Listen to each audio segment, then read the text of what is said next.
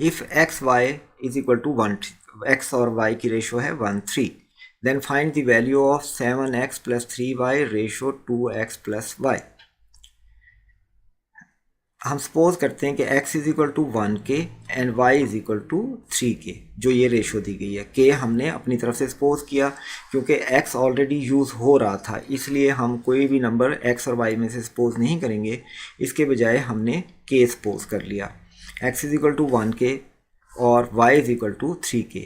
अब ये वैल्यूज़ आप x और y की इस रेशो में डाल दें, तो 7k + 3 × 3k, क्योंकि y की वैल्यू है 3k और 3 से वो ऑलरेडी मल्टीप्लाई हो रही है, तो 3 × 3k रेशो 2k, क्योंकि x की वैल्यू है 1k के इक्वल, तो 2 × k हो गया और y की जगह आ गया 3k।